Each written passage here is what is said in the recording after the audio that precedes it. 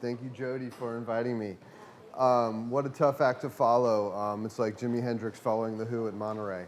Have to pull out all the stops. So inspired by all the passionate speakers. Everyone's so passionate about what they do, and I do consider myself a passionate person about digital advertising. So I wanted to share some tricks and tips and techniques about digital advertising and digital marketing that may help some of you in your quest to make money on the internet. And a lot of people do, ask me, how do you make money on the internet? It's this huge, burgeoning space, medium that, you see, Amazon, eBay, Google, Facebook, Twitter, they're all killing it, making tons of money, revenue soaring.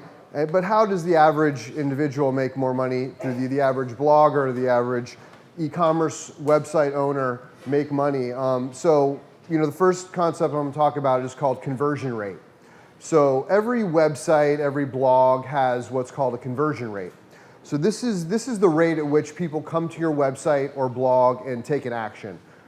They may come there and fill out your contact form. They may buy a product. They may click on a link that makes you some money. So there's a spectrum of basically 0 to 100 as far as how many people will take an action on your website. So it's very important to have a very well converting website. In fact, if you don't have a well converting website, you can't advertise effectively online. You can't utilize the power of Google, Bing, Yahoo, the major search engines. You can't leverage Facebook and Instagram for all it's worth. And those are the major advertising platforms online right now currently. So if you can't make those platforms work, you're immediately opting yourself out of a huge revenue channel for yourself or your company. So it's really important. Now, there are many factors that go into conversion rate. Calls to action on the website, having a mobile optimized website, having live chat, having toll-free numbers, targeting visitors when they leave your website with ads. There's probably 9 or 10 core principles or strategies that you can implement on a website to boost the conversion rate. So let's say you start out and you drive 100 visitors to your website and only one person buys. So you have a 1% conversion rate, which probably in most businesses, industries, just isn't going to cut it. So you need to implement strategies, tools, apps. Actually, the wonderful thing about modern e-commerce is many companies have sprouted up in the last, say, 5 years to build an app, a widget for your website that gives you some kind of functionality, like a refer a friend tool or a live chat tool.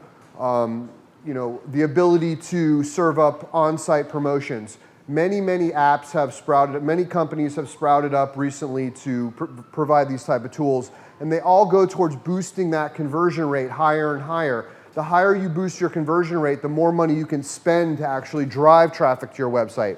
And then, of course, there has to be, some profit left over, and that's what you put in your pocket, or reinvest. So conversion rate is the first major, anyone that has a website or a business online needs to really become obsessive about conversion rate. There's a ton of content out there. You can do what's called A/B testing on your website, where you serve up different page elements on the website. As each visitor comes in, they see a different graphic.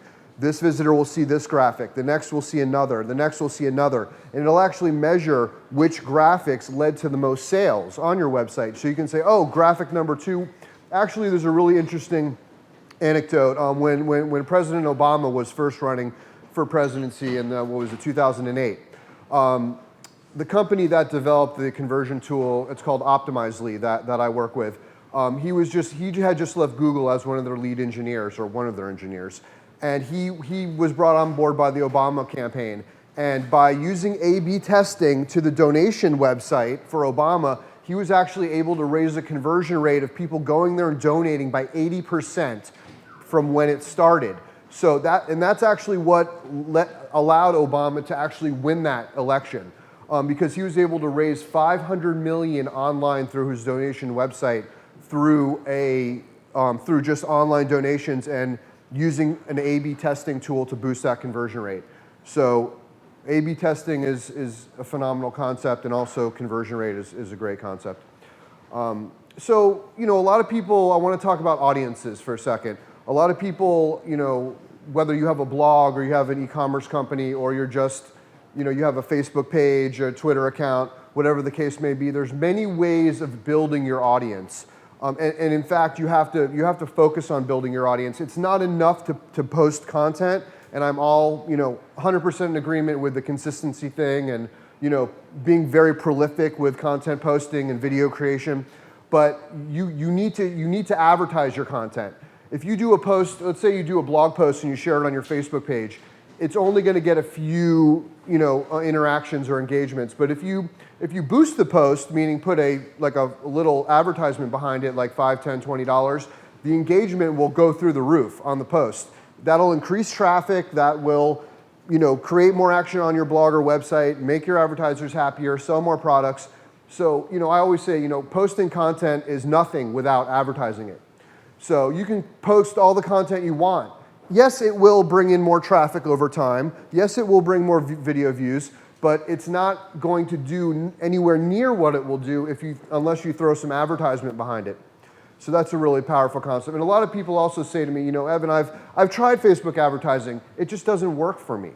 Well, that's not really accurate. You didn't do it right, is usually my response. But sometimes you don't want to be harsh and say you didn't do it right, because that insinuates that they didn't have the knowledge or whatever or the technique, which they probably didn't. But you have to, when you advertise on Facebook, for instance, you have to do it in small increments and measure the results. So if you want, if you're selling products and you run an ad on Facebook and you target your target audience, Facebook has the most phenomenal targeting of any platform on the internet. Aside from Google and the search engines where you're targeting by keyword searches, that's the #1 source of targeted traffic. Facebook is the biggest source of targeted traffic that isn't searching. So it's not going to convert as well, but the upside is so huge there that you can't neglect it, and you sort of can't deny it. So you have to make it work. That's the point. You have to make these platforms work for your business by increasing your conversion rate. So it all comes back to conversion rate. So at the end of the day, whether you're a travel blogger or you're selling widgets on your website, in my opinion, you should be running advertisements on Facebook to build your audience, and Twitter. You can run ads on Twitter to build followers, build fans, and then do boosted posts. You can even charge your advertisers to do boosted posts. Let's say you do a $100 boosted post on Facebook. You charge the advertiser $200. You just mark it up, and it's another revenue generator for your website. Okay, so I want to talk about, there's a fabulous book in front of you, Online Promote. This is all about running sweepstakes. And this is like a textbook for running sweepstakes, but in this day and age, it's become so much more simplified to run a sweepstakes or a contest. And I always say, you don't have a social media strategy without a sweepstakes, because nothing performs in social like a sweepstakes or a contest. So these apps have been developed. They're little apps you plug into your Facebook page. There's one called WooBox, another called Wishpond. I can make a list and give it to you later. And it's really cool because you set up your sweepstakes, you pick your prize, you launch it to your community or your audience, and then people start entering it. Because everyone likes entering sweepstakes. People love sweepstakes. And so what happens is they give you these beautiful little sharing tools. If you don't use an app to run your sweepstakes, it doesn't go as viral. So you use an app to run your sweepstakes, and then you can invite friends. You enter the sweepstakes, you get bonus entries for inviting friends, things of that nature. So that's how a sweepstakes will go viral, just by the nature of run. Now, over time, as you run more and more sweepstakes and you have a larger and larger audience, they do better because you have more people to advertise it to. You can email your list. You can advertise it on Facebook, tweet it, do boost it there, and do small targeted advertisements to promote your sweepstakes. And then it'll pull in new people. New people will like your page. New people will follow you. You could get customers out of it. And it just goes all back to building your audience larger and larger. The larger you can build your audience, that's just increasing the number of prospects that you have to market to and advertise to that have become familiar with your company or your website, and you can actually persuade to do something like, come to our website and shop, here's a 20% off coupon, or enter our sweepstakes, or refer your friend and get a $25 gift card. So yes, online promotions are phenomenal. This fabulous textbook here. You can break it all down in a couple paragraphs though. So that just shows you how far online marketing has come in the last few years. Whereas a few years ago you had to read a huge thing on. Now you can just plug in an app and pay $20 a month, and you have this fabulous thing that does something for you. So that's sweepstakes. So let me talk about what's called visitor retargeting. So this is one of the most revolutionary things in digital advertising in the last 20 years, if not the most. Back 10, 15 years ago when I was working in the industry and we would run campaigns on Google or Yahoo or do SEO and all the things you do to drive traffic to your website, it was really frustrating because the average website only has a 2% conversion rate. So only 2% of the people, 2 out of 100, buy on your website the first time they visit your website, which is incredibly frustrating if you're a marketer and you're driving traffic to a website and you're saying, why are 98% of people leaving our website without buying? There's a million reasons why they would do that. They're shopping around, they're not ready, blah, blah, blah, blah. There's a million reasons. But what came around, someone got the brilliant idea, and it all comes, cookies. I'm sure many of you may have heard of cookies. These are not the ones you eat, but the ones that get placed in your browser when you visit a website. So every time you surf around the web, go to different websites, these websites are, secretly dropping what's called a cookie in your browser, which says, Evan was at Amazon.com at 7 o'clock and looked at this pair of Air Jordans, okay? So then if you don't purchase, and let's say I go on Facebook next, all of a sudden I'll see an advertisement for Air Jordans from Amazon. I'll be like, whoa, that's crazy. I was just looking at Air Jordans. So that's the concept behind retargeting. And any website can do this. You sign up for a service. You can do it directly through Facebook. You can do it directly through Google. You can do it through, there's another company called AdRoll that you can run on all platforms through. So companies have sprouted up to actually allow you to advertise to your previous website visitors, people who leave without purchasing or contacting you, or you can just follow them all around. I'm sure you may have seen this. And if you haven't, you will now. You'll go around the internet and you'll say, oh, I was just there, and now I'm seeing this here, and now I'm seeing it here and here, and now I'm getting an email. Or I went to a website and now all of a sudden I have an email from the company. That's coincidental. Well, it's actually technology triggering that. And what that's done, what that's allowed companies to do is to advertise much more effectively online and spend more with Google, with Bing, Yahoo, with Facebook, and the other platforms you may advertise on. It makes all of your advertising work better, where it increases your conversion rate, because it all comes back to conversion rate. The better you can convert traffic into a sale or a lead or whatever you're going for, the more you can spend on the front end to drive the traffic. And there is an unlimited amount of traffic usually in the search engines to advertise to and on Facebook. So that's called visitor retargeting. So that's something, if you sell online or you want to leverage that, you just search for it or contact me and I'll show you how to use it. So that's retargeting. So let me talk for a second about just making money on the internet. So a lot of people always, how do you make money on the internet, Evan? You seem successful, you blah, blah, blah, blah, blah, blah, blah. And I'm definitely someone who is prolific online, and I do share my successes, my failures, whatever. And people, I give them the transparency that I think is, other people have spoken about. And, one way to do it is to have residual revenue, or residual income. And you can do this by partnering with companies, building up a residual revenue stream where you can affiliate with companies and you can send them customers, and if the people purchase and keep purchasing, you create a revenue stream, a rev share, a revenue sharing revenue stream for yourself.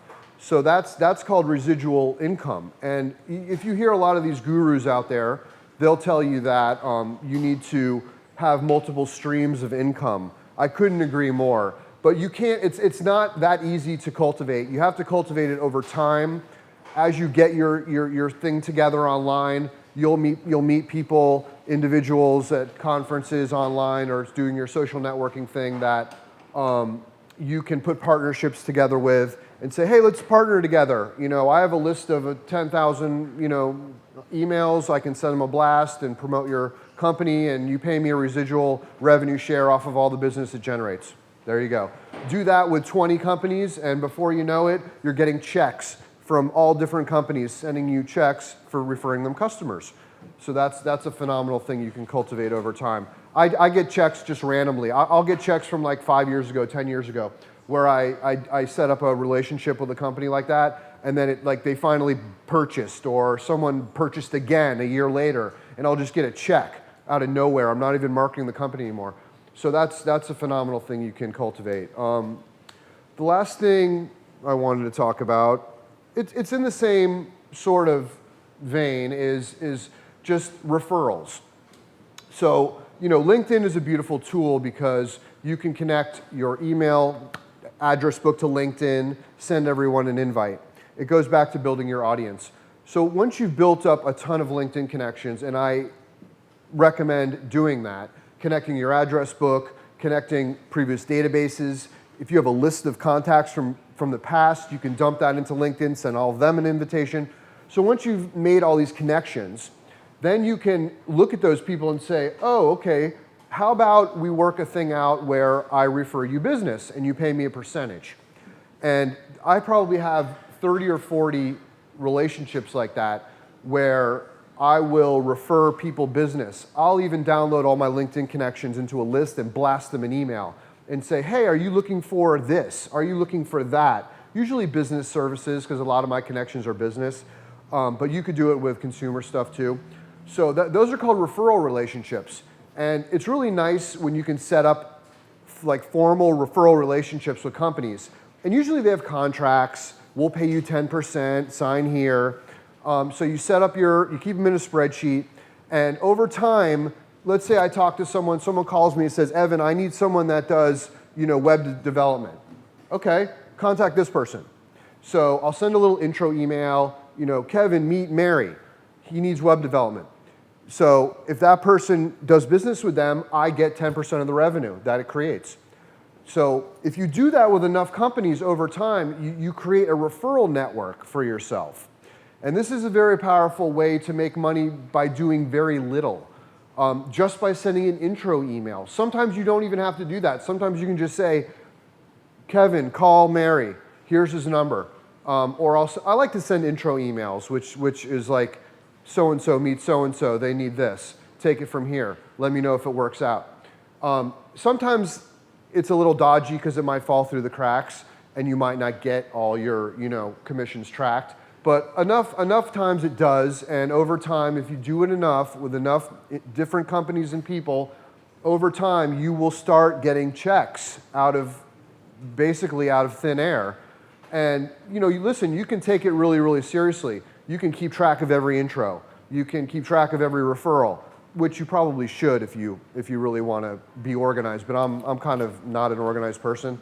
I do it like fly by the seat of my pants a lot.